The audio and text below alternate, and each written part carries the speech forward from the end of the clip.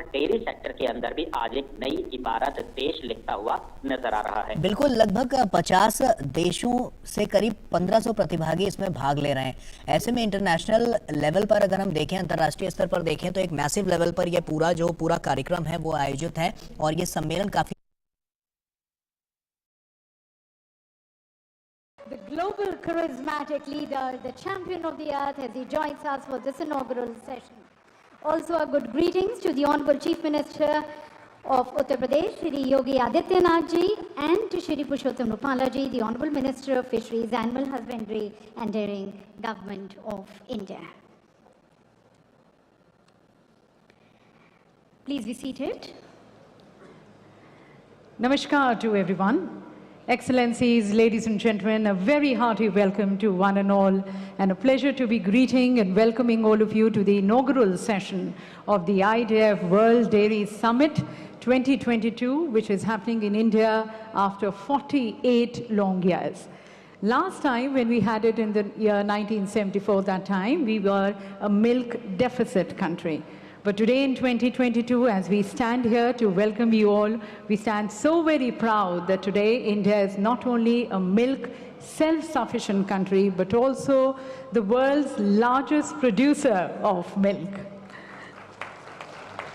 Further, ladies and gentlemen, the Indian dairy sector is growing almost double the rate as that compared to the world average, with a very unique self-sustainable model that provides livelihoods and supports the small farmers, the landless farmers, some 8 crore of them, eliminating the middlemen, giving them a regular source of income, and where women have been the key drivers of growth. They have been the main change makers in this sustainable model, and we stand so very proud of this cooperative model of the dairy sector. But then, ladies and gentlemen, further we all agree that world over, we're all struggling to maintain a balance on 3 important dimensions of sustainability, that of economic, environment, and social sustainability. And thereby it becomes important towards viewing the dairy industry as a nucleus of other allied activities, the promise which it can bring towards addressing the food and the nutritional security, towards providing livelihoods to the people, and the promise towards protecting the environment. So as we discuss on this very important aspect for the global dairy industry, at the very onset, on behalf of all present here, on behalf of the entire global dairy industry, we would like to first thank the global charismatic leader, Honorable Prime Minister Modi, who has been a global beacon of change, transformation, adaptivity, someone who has been encouraging and promoting the traditional wisdom and knowledge, and at the same time, new technologies, innovations, and out-of-box thinking. He, ladies and gentlemen, has been a global crusader for economic, social, and environment sustainability. And under his dynamic leadership, today, India is marching ahead towards shaping a more inclusive, equitable, climate-sensitive, clean, green, Atmanirbhar growth for a happy, healthy, prosperous, and a globally competitive India. And as the entire dairy industry stands in letter and spirit with the Honorable Prime Minister's this vision and determination, on behalf of everyone, we would like to first thank, once again, let's, ladies and gentlemen, join in thanking the Honorable Prime Minister in leading this summit here.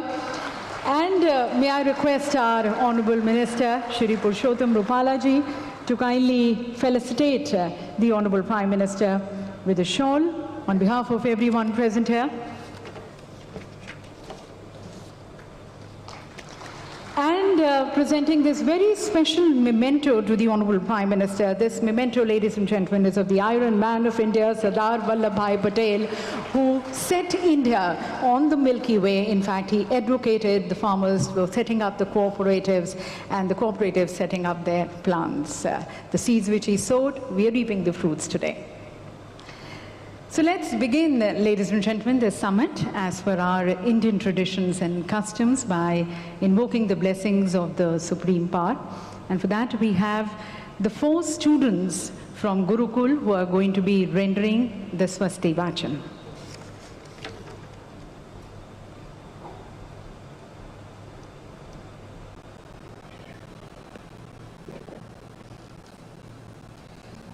श्रीगुरुभ्यो नमः।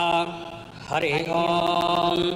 स्वस्ति न इन्द्रो वृद्धसर्वाः स्वस्ति नः पूषा विश्ववेदाः स्वस्ति नस्तारक्षो अरिष्टनेमिः स्वस्ति no बृहस्पतिर्दधातु बृहदस्वा मरुतः वृष्णिमातरः सुभञ्जावानो विदधे घोषगमयः अग्निजिह्वा मनवः सूर्यचक्षुषो विश्वेनो देवा अवसागमन्निः भद्रं कर्णेभिः शृणुयाम देवा भद्रं पश्येमाक्षभिर्जत्राः स्थिरैरङ्गैस्तुष्टुवाग्गोस्तनो महि देवहितं जदायुः शतमिन्नु शरदो अन्तिदेवाजत्राजरसन्तनो नाम पुत्रासो जत्रपितरो भवन्ति मानो मद्यारिकतायुर्गन्तोः आदितिर्जौरादिति अंतरिक्षमदितिर्माता स पिता स पुत्रः विश्वे देवा अदितिः पञ्चजना अदितिर्जातमदितिर्जनितवां मापयः पृथिव्यां पयः कदेको पयो दिव्यन्तरिक्षे पयोधाः पयस्वतेः प्रदिशः सन्तु मह्यं सर्वेभ्यो नमो नमः।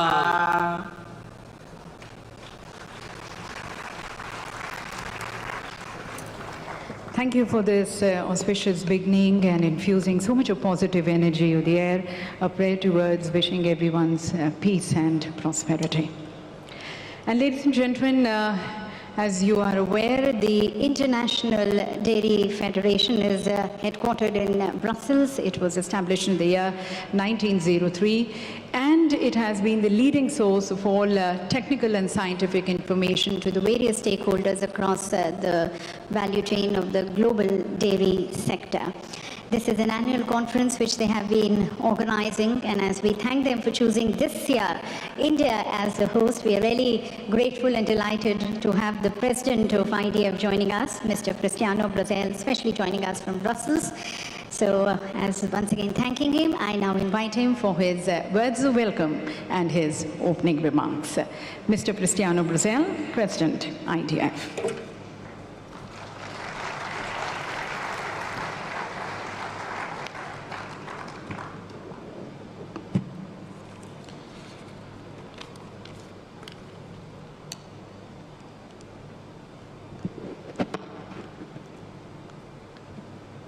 माननीय प्रधान मंत्री महोदय, इस डायरी शिखर सम्मेलन में आपकी गरिमाही उपस्थिति हमारे लिए गर्व की बात है। आपका बहुत बहुत धन्यवाद।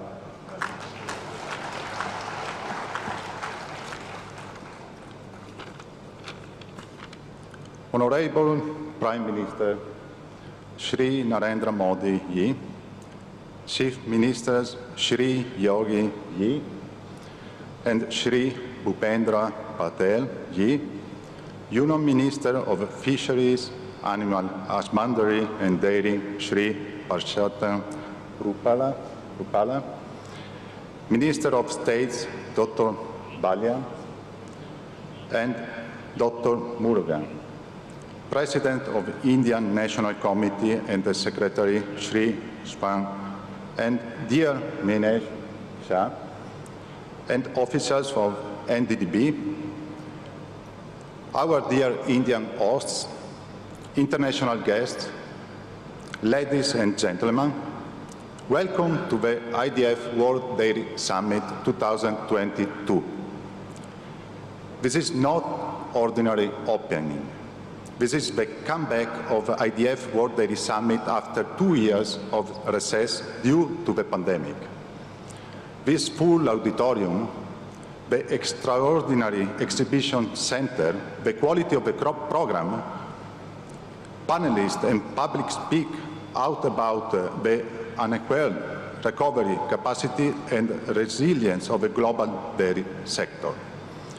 And this makes me so proud, so enthusiastic about this summit and so optimistic about the future.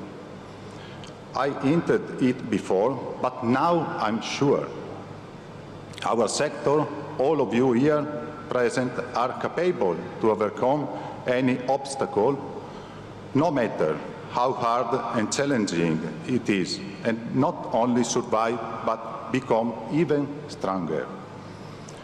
You will see it around this venue. You will hear in the multiple sessions that we'll have. You will learn it from the conversation and discussions from your colleagues and friends you will meet here after 2 years. Yes, we are stronger, we are wiser, and we are better. During these last 2 years, not did we only renew our long commitment with the noble purpose of nourishing the world with nutritious, healthy and sustainable foods, an activity that the dairy sector has been performing for thousands of years, since the beginning of the time. But we have also strived to do it under the most difficult circumstances, and we made it. Billions of people around the globe depend on the daily work of all us to keep production, processing and commercialization working in a changing world and environment. At least 1 billion people depend on the livelihoods we provide. And all together, we manage to do so based on the determination, courage and consistency of millions of farmers, workers and traders from every corner of the world that never gave up, that never quit, that never escaped the risk of exposing themselves and their families to an unknown threat to the safety of their homes, but continued milking, processing, transporting and selling their products openly with the same quality and goodness to the consumers. We encourage you to download the IDF Annual Report 2021-2022 from our website to learn more about our achievements and join us for the closing session on Thursday before lunch. We have always known it, but as it usually happens in crises such as the one we dealt with in the past years, the insights and reflection you get from them make you more aware, more conscious and more responsible than ever. During these years, we doubled our efforts to produce safe, quality and affordable milk and dairy products in even more sustainable ways. We assumed new commitments in terms of carbon footprint and greenhouse gas emissions reduction, improving animal welfare and climate action that add up to the Dairy Declaration of Rotterdam, adopted in the World Dairy Summit of Rotterdam 6 years ago. During these challenging 2 years, we launched the Pathways to Dairy Net Zero initiative with Global Dairy Platform and other organizations supported by larger numbers of farmers, processors and companies from around the world. And we started relevant discussions in multiple forums, such as the UN Sustainable Food System, COP26 and the upcoming COP27. On Thursday, we will launch the revised IDF LCA methodology, the well-recognized tool to calculate greenhouse gas emissions in the dairy sector. IDF is proud to have led and supported the global dairy sector in this fascinating and challenging journey to the future. Everything like you are going to experience during these days is part of that support, that commitment with the global dairy sector that has lasted for the last 190 years and will certainly last many more. As you will see, we are already managing and building the future of dairy. In the next few days, you will be inspired by leaders, farmers, and experts. We invite you to attend at the end of the day the IDF Dairy Innovation Award ceremony. Dairy is part of a sustainable diet and food system. As former UN Secretary Ban Ki-moon said at the IDF World Dairy Summit 2018 in Daejeon, South Korea, milk is perfection. Milk is a complete food and rich source of important nutrients such as proteins, carbohydrates, vitamins, and minerals in biologically available forms. And dairying provides livelihood and economic resilience to millions of people across the world. At the same time, the dairy sector is an essential contributor to the UN Sustainable Development Goals. We are so happy to be in India for this year's summit. Personally, also, I am really happy, considering that India is the largest producer of milk and considering the important role of milk in India, culture and economy. It makes perfect sense to bring our worldwide dairy community here for this timely learning and networking event. I would like to finish by thanking the National Dairy Development Board of India and the organizing committee, as well as to all the people that worked for almost a year for the fantastic job they have done in making this World Dairy Summit possible, the greatest annual event of the global dairy community. I also would like to extend a big thanks to all the people of the National Capital Region of Delhi and India for their hospitality. Honorable Prime Minister, Minister and authorities, members of the organizing committee and all participants in the summit, enjoy the summit, enjoy dairy.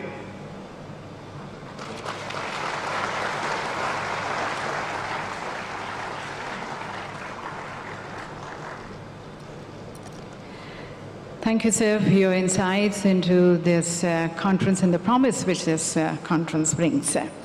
And as you mentioned, the last 2 years have been really challenging for everyone because of the COVID.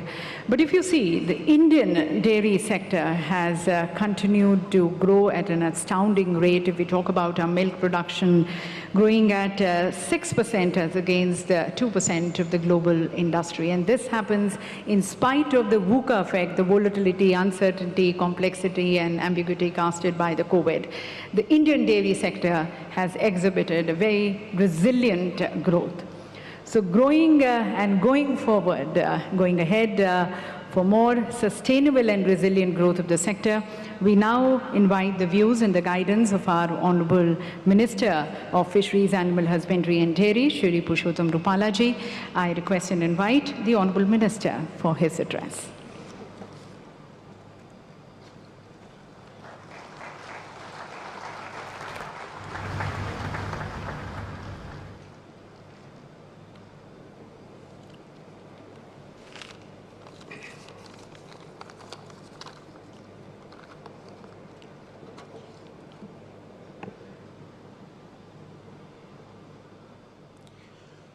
आदरणीय प्रधानमंत्री श्री नरेंद्र मोदी जी, आपका मैं तहे दिल से स्वागत करता हूं इस वर्ल्ड समिट में।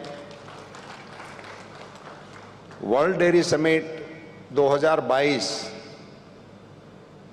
48 साल के बाद भारत में आयोजित हो रहा है और वर्ल्ड समिट में विश्व के सबसे लोकप्रिय नेता के रूप में हमारे प्रधानमंत्री श्री इस कार्यक्रम में मौजूद है। ये इस वर्ल्ड स्तर के मेले के लिए बहुत ही एक उपयुक्त संदेश आज यहाँ से होने वाला है।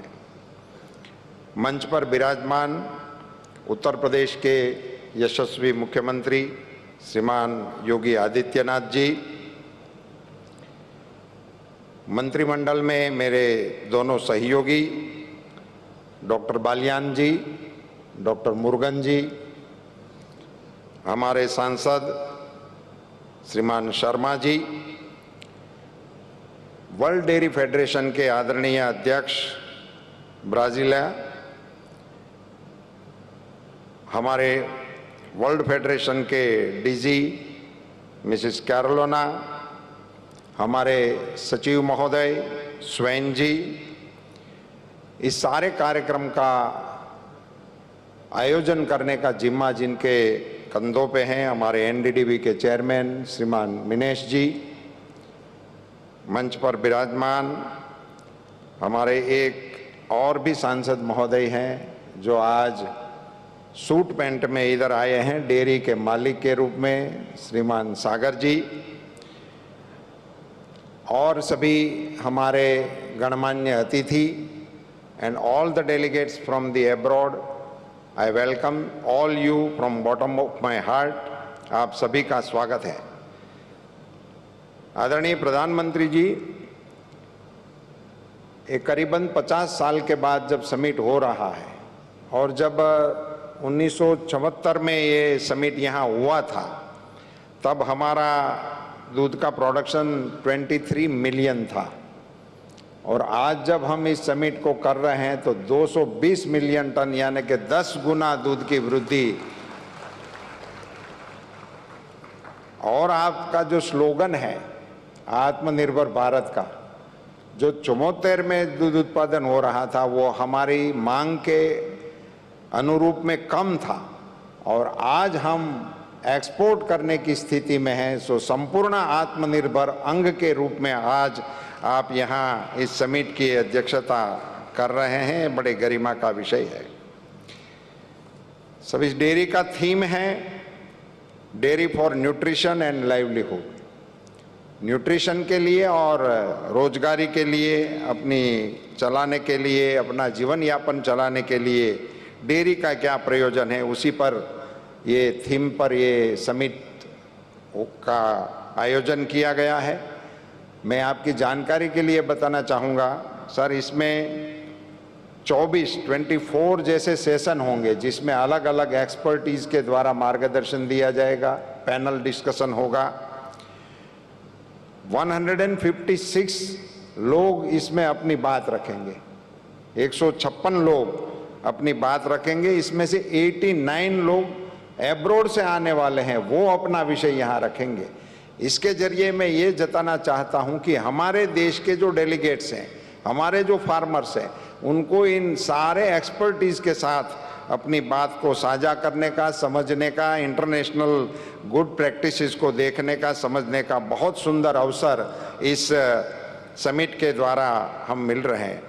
हमारे देश में 8 करोड़ परिवार इस बिजनेस के साथ जुड़े हुए हैं, जो दूध उत्पादन के साथ जुड़े हुए हैं।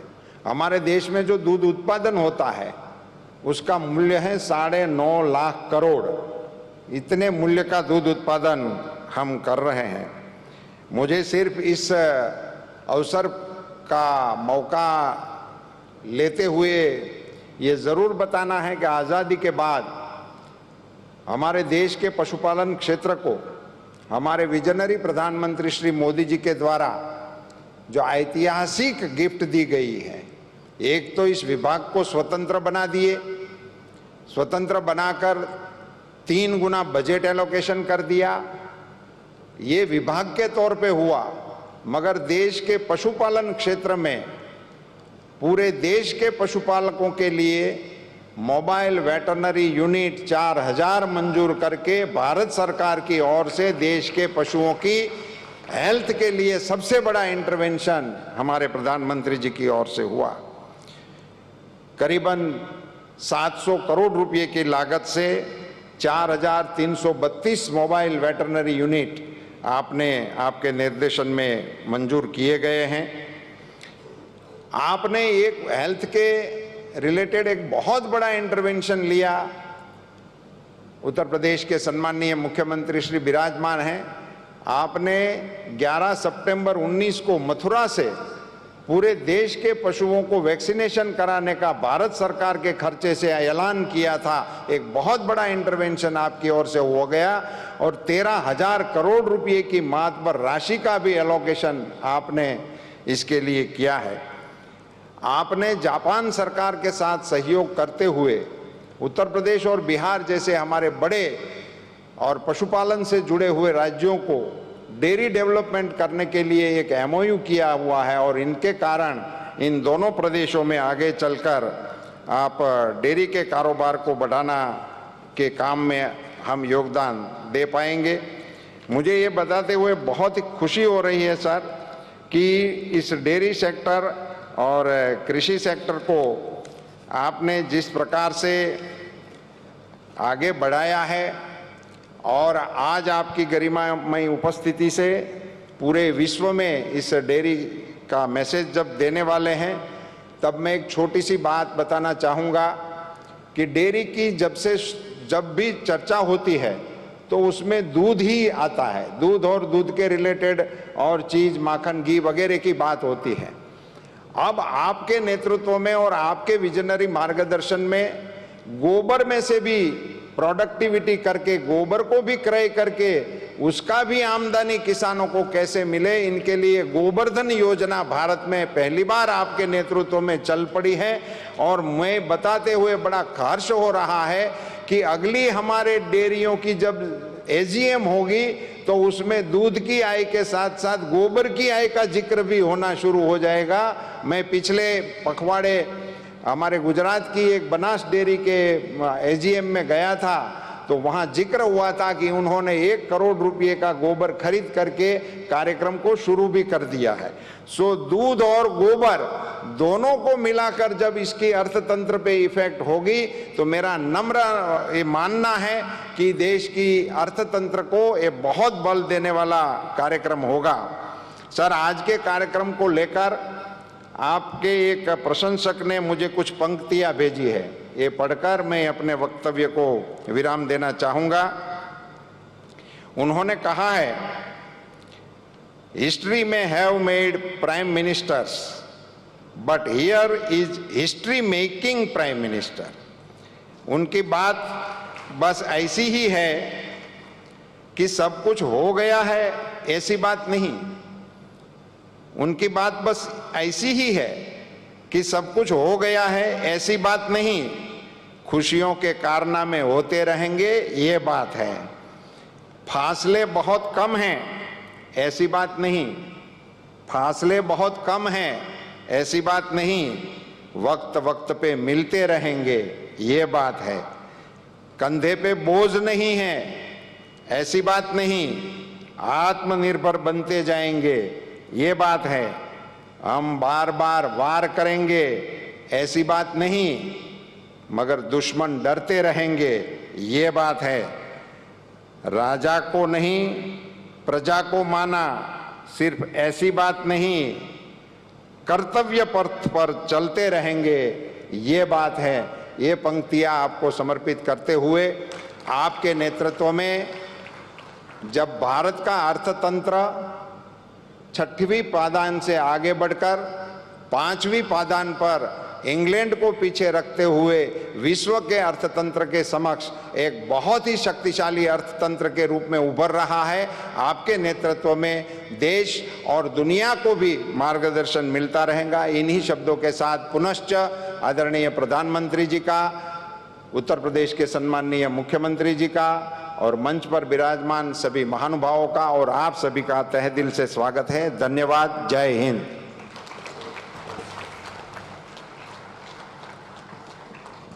बहुत बहुत धन्यवाद माननीय मंत्री जी आपके उद्बोधन के लिए। और यहाँ पर उपस्थित सभी के जो भाव हैं, जो श्रद्धा है माननीय प्रधानमंत्री जी के लिए, उसे इन पंक्तियों के द्वारा यहाँ हमारे साथ साझा करने का बहुत बहुत धन्यवाद। And ladies and gentlemen, our Honourable Minister also highlighted the various conducive policies and environment which in the last 8 years we have seen the government taking it, bringing about a transformational change in the Indian dairy sector. And this year we are celebrating 75 years of our independence, Azadi Ka Amrit Mahotsav.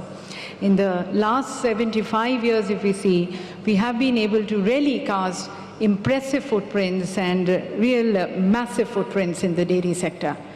So we would now like to share with you and showcase this outstandingly remarkable and inspiring, transformational and progressive journey of the Indian dairy sector through a short film. And may I request our Honorable Prime Minister, sir, to kindly launch this film with a click of the remote and to declare the IDF World Dairy Summit 2022 open. India, the land of many regions, numerous languages, and 1.3 billion hearts.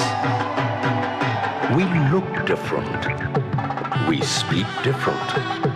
We eat different. But what we wish is the same. Sarve bhavantu sukhinah, sarve santu niramayaha. May all be happy, may all be healthy. So that together we all stand in the spirit of Ek Bharat Shresth Bharat. And this spirit is truly exemplified with one emotion in every heart: milk. An emotion etched in our culture so deeply that without dairy, our daily life is unthinkable. Dairy consumption in India has evolved over time. The National Dairy Development Board implemented Operation Flood in the 70s, which made the cooperative model emerge as the backbone of India's mighty dairy sector. India has come a long way from being a milk deficit nation to becoming a self-sufficient nation in milk, largely produced by small and marginal farmers, which tells the success story of our hard-working farmers and reflects the strength of rural India. Since 2014, under the dynamic leadership of our Honorable Prime Minister, Shri Narendra Modi, India's dairy sector has flourished multifold. Milk production increased by more than 44% over the last 8 years, growing at an astounding rate of 6%, which is 3 times faster than the world average. Today, India contributes about 23% of the global milk production. To support the dairy sector, the Government of India, under the guidance of Honorable Prime Minister Shri Narendra Modi, has implemented various schemes in the areas of milk production and processing, animal vaccination, dairy infrastructure development, animal identification system, etc. Recognizing the contribution of the sector in the Indian economy, a dedicated Ministry of Fisheries, Animal Husbandry and Dairying and Ministry of Cooperation have been created. India's Nari Shakti and the dairy sector flourished hand in hand, helping over 60 lakh women milk farmers of the country to achieve economic independence and secure the future for the next generation. Through innovation and transformation, dairy found its multiple forms with products like ice creams, sweets, chocolates, ghee and paneer. Dairy added delight and nutrition to the lives of many. Now, India is all set to further expand the growth in milk production over the next decade. This could pave a way to ramp up exports. The government is setting up village-level dairy infrastructure under a national action plan on dairy development to increase the share of organized milk handling. Concentrated efforts are being made in the areas like smart animal management, digitalization, traceability, and economizing dung by promoting manure management. So, milk flowed over the years as different emotions. It's the hope for every Indian farmer. It's the nutritional delight of every Indian home. It's an emotion called milk. And that's why 100 million dairy farmers thank our Honorable Prime Minister for inaugurating the International Dairy Federation World Dairy Summit 2022. Come, let's raise a toast with a glass full of emotions, a glass full of milk. So ladies and gentlemen, as we raise a toast to this flourishing Indian dairy sector with a glass of milk, I think we also agree that the dairy sector has a very vital role and responsible role towards the realization of the Sustainable Development Goals, especially SDG 1, 3, 5, 8, and 10. But then the advancement of these goals definitely require a very determined will and a leadership which is as global, which is as vocal for local as for global. And that is where, ladies and gentlemen, we now seek the views and the guidance of the global leader, our Honorable Prime Minister, whose charismatic leadership is today influencing the world. And someone who's always believed that this whole world is one big family, Vasudhaiva Kutumbakam. He's always worked with this very spirit. And that is the reason the views and the expressions, the progressive guidance of his today stands equally important to the Indian global sector as to the global dairy sector. So once again, as I thank Honorable Prime Minister on behalf of everyone present here, I now request Honorable Prime Minister Modi ji for his inaugural address.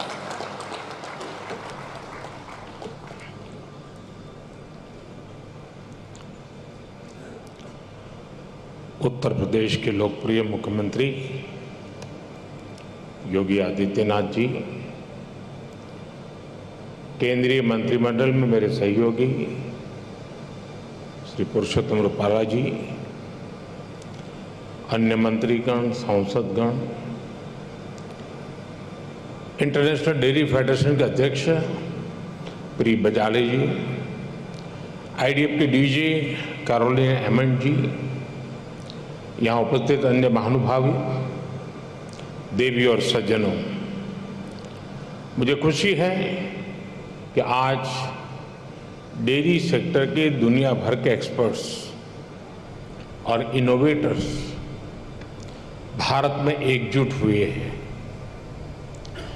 मैं world dairy summit में अलग अलग देशों में, अलग अलग देशों से आए हुए सभी महानुभावों का भारत के कोटि कोटि पशुओं की तरफ से, भारत के कोटि कोटि नागरिकों की तरफ से, भारत सरकार की तरफ से हृदय से बहुत बहुत स्वागत करता हूं। डेयरी सेक्टर का सामर्थ्य ना सिर्फ ग्रामीण अर्थव्यवस्था को गति देता है, बल्कि ये दुनिया भर में करोड़ों लोगों की आजीविका का भी प्रमुख साधन है। मुझे विश्वास है ये समिट आइडियाज, टेक्नोलॉजी, एक्सपर्टाइज और डेयरी सेक्टर से जुड़ी परंपराओं के स्तर पर एक दूसरे की जानकारी बढ़ाने और एक दूसरे से सीखने में बहुत बड़ी भूमिका निभाएगी।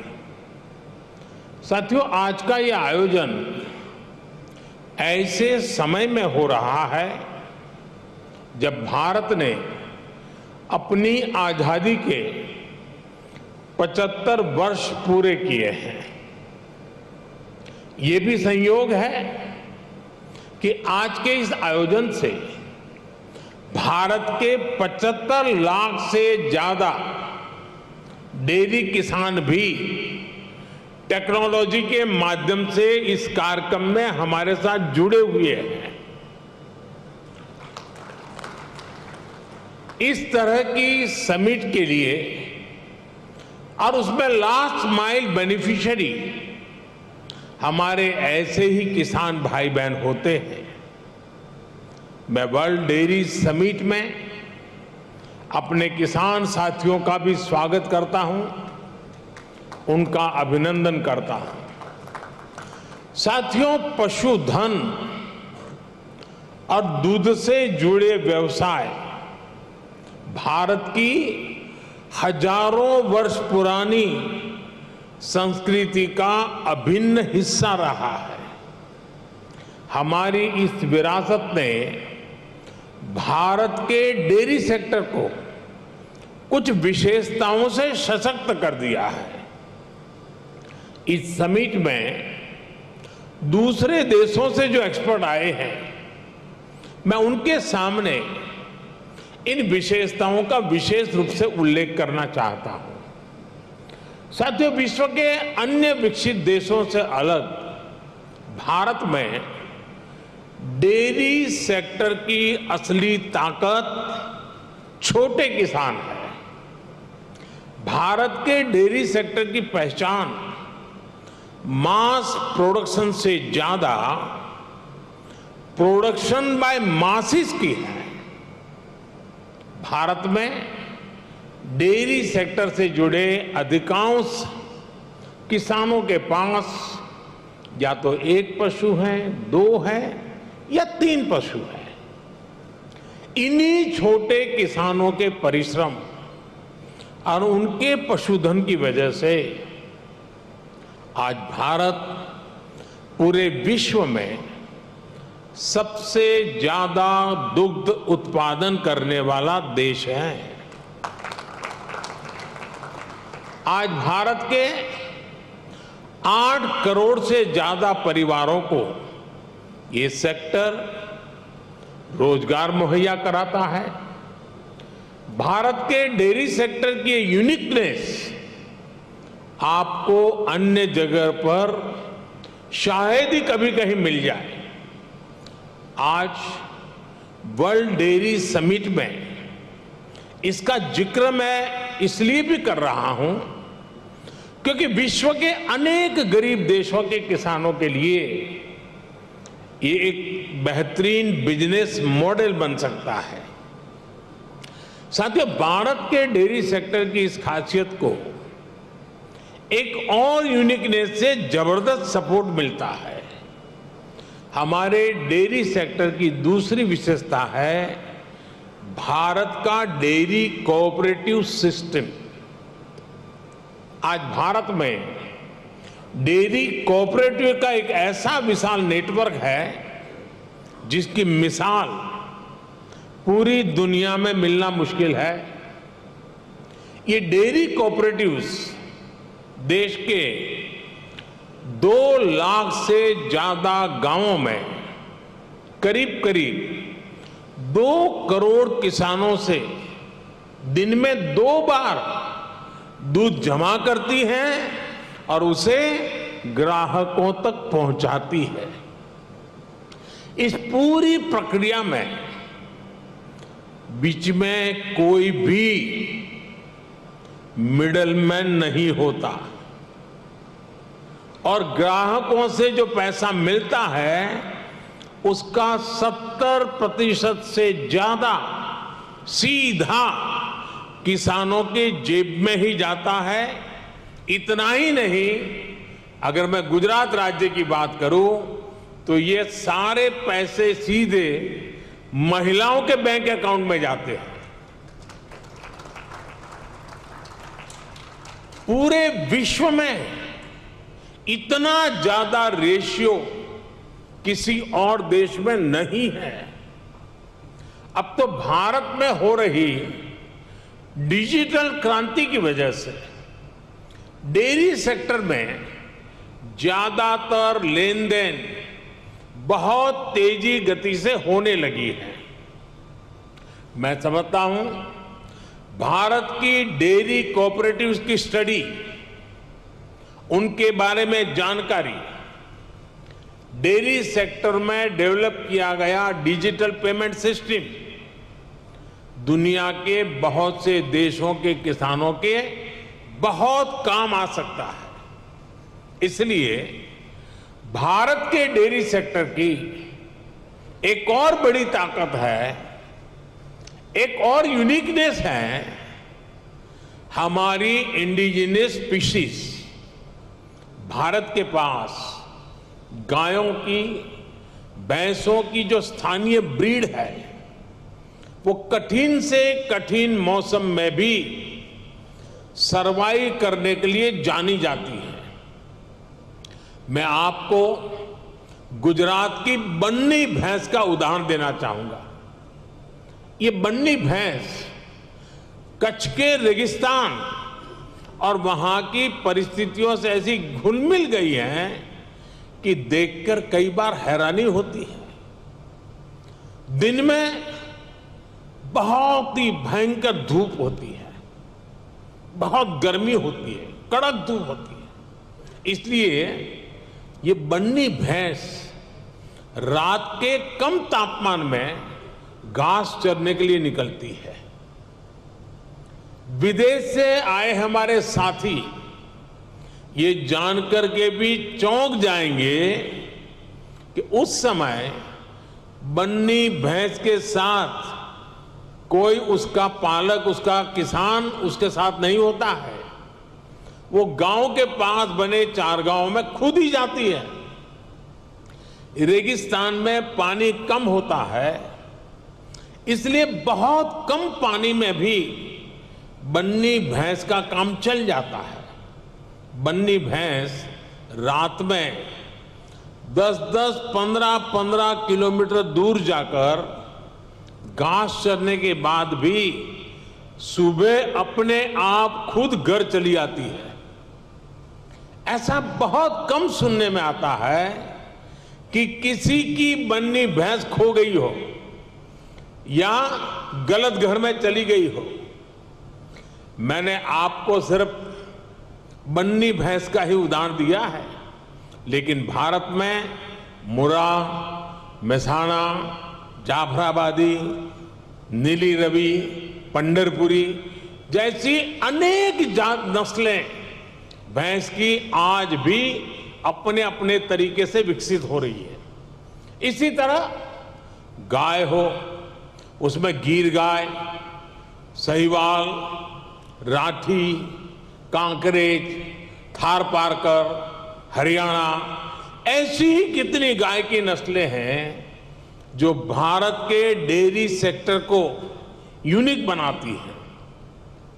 भारतीय नस्ल के ये ज्यादातर पशु क्लाइमेट कंफर्टेबल भी होते हैं और उतने ही एडजस्टिंग भी। साथियों, अभी तक मैंने आपको भारत के डेयरी सेक्टर की 3 यूनिकनेस बताई है जो इसकी पहचान है।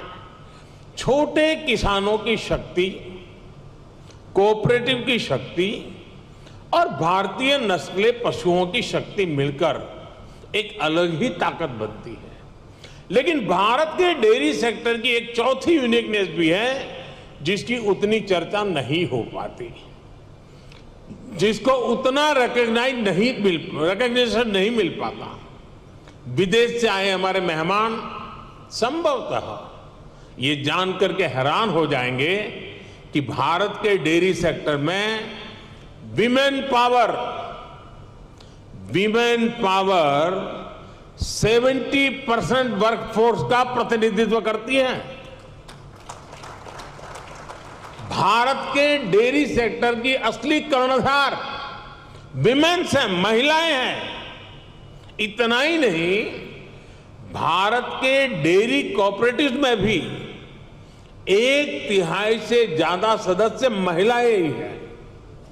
आप अंदाजा लगा सकते हैं, भारत में जो डेयरी सेक्टर 8.5 लाख करोड़ रुपए का है, जिसकी वैल्यू धान और गेहूं के कुल प्रोडक्शन से भी ज्यादा है, उसकी ड्राइविंग फोर्स भारत के ग्रामीण क्षेत्र में रहने वाली महिलाएं हैं, हमारी माताएं हैं, हमारी बेटियां हैं।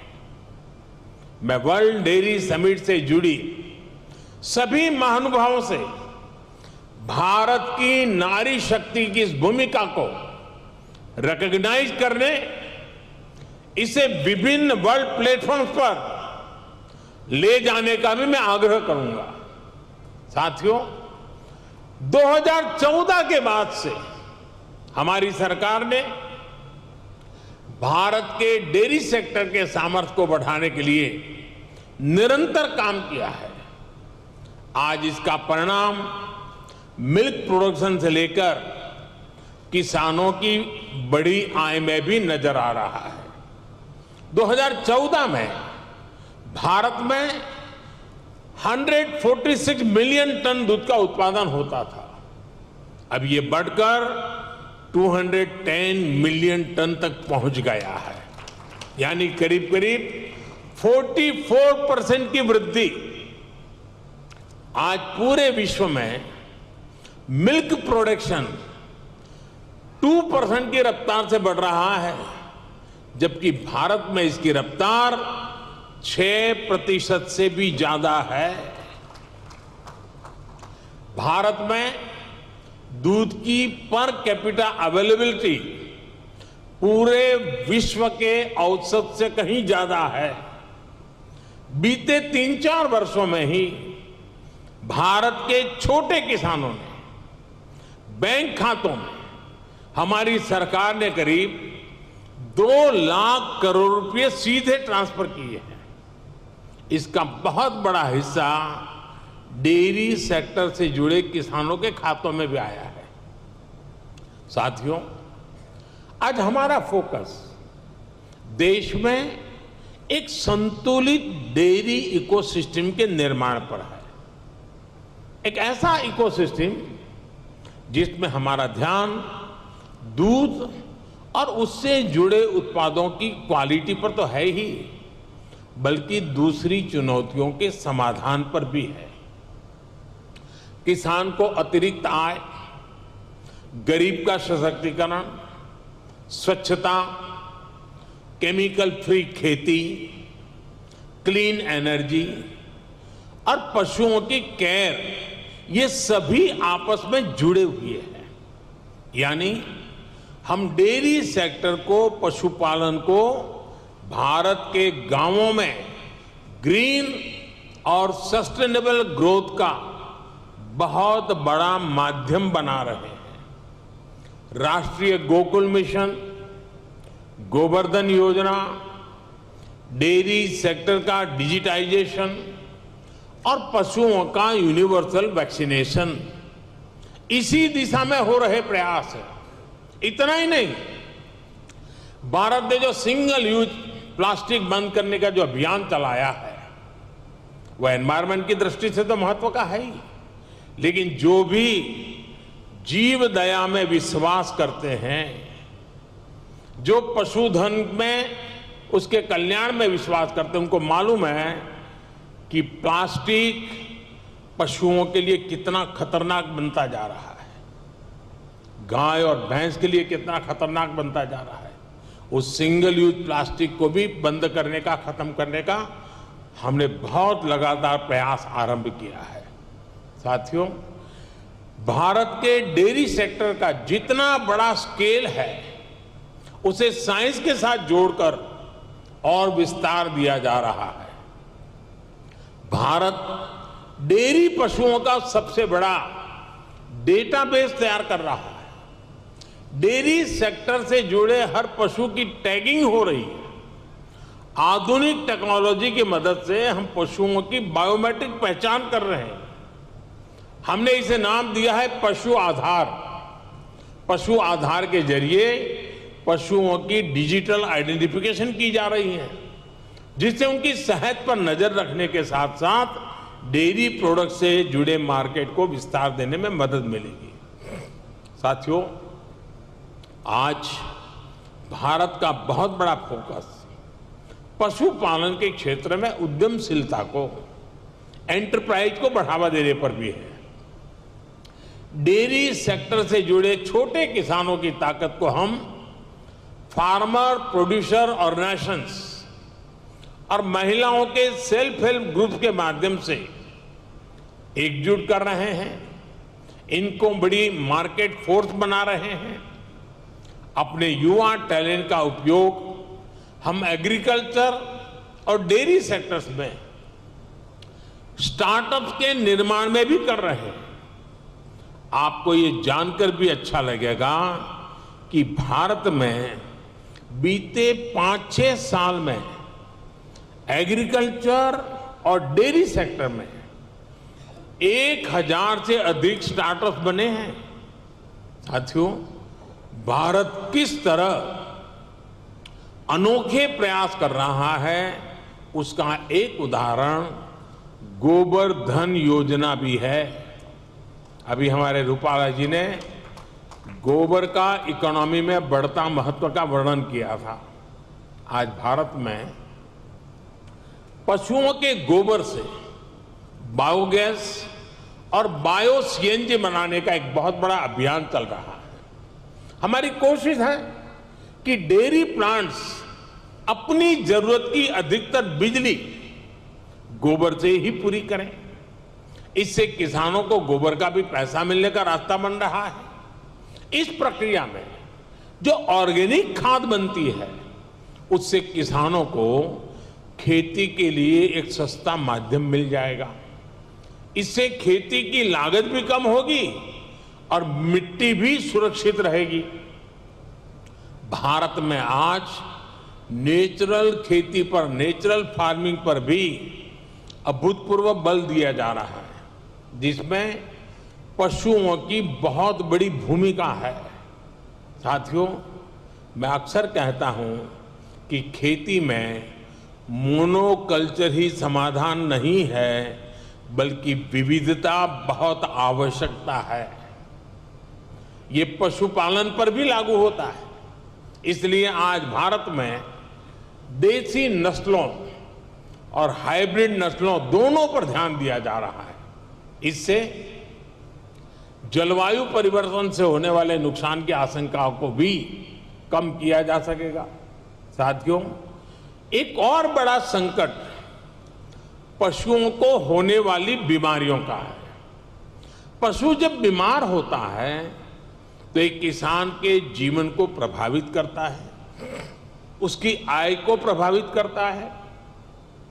ये पशुओं की क्षमता, उसके दूध और इससे जुड़े दूसरे उत्पादों की क्वालिटी पर भी असर डालता है। इसलिए भारत में हम पशुओं के यूनिवर्सल वैक्सीनेशन पर भी बल दे रहे हैं।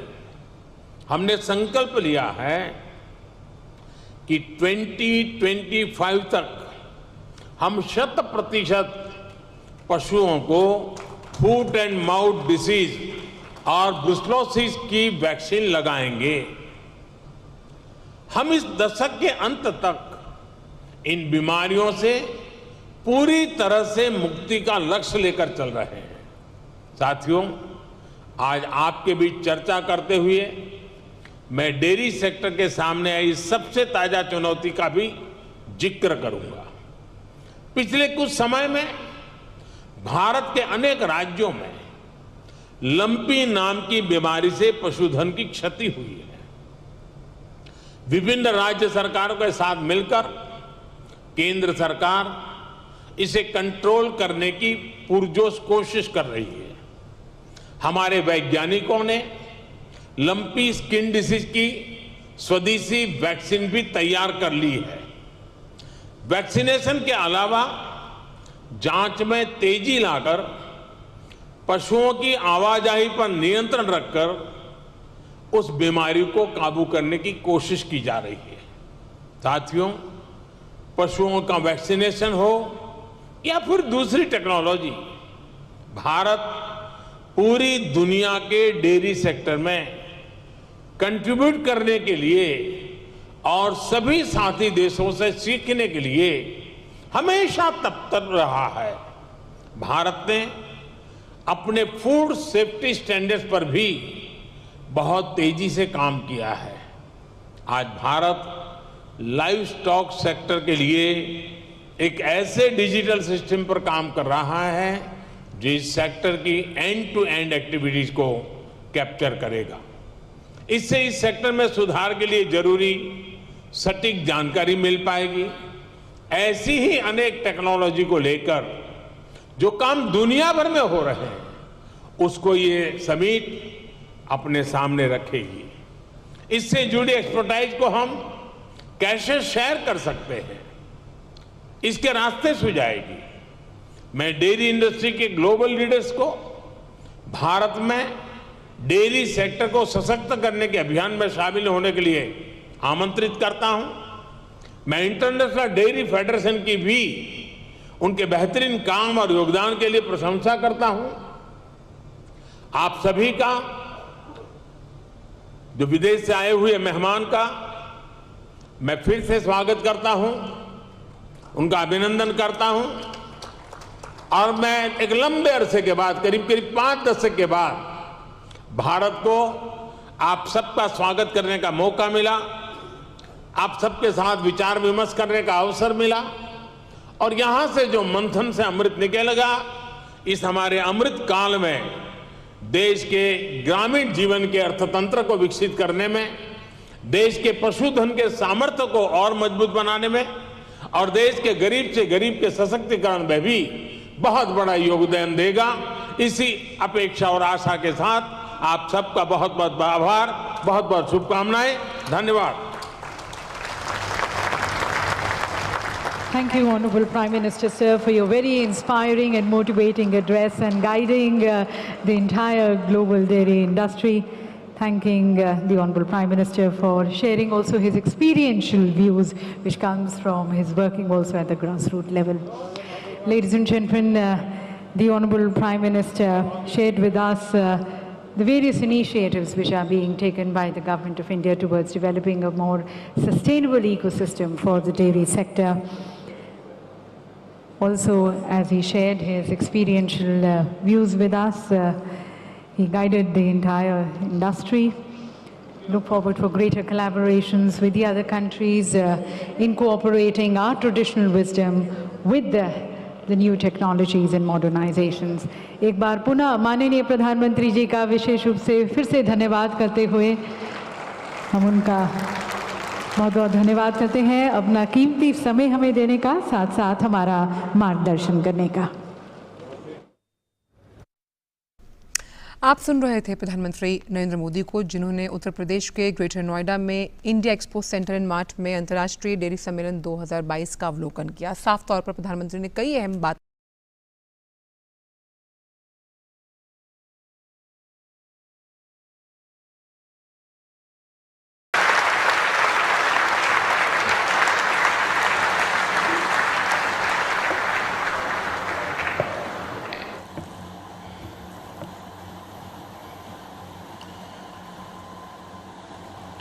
इस ऐतिहासिक कार्यक्रम में उपस्थित केरला के राज्यपाल श्रीमान आरिफ मोहम्मद खान,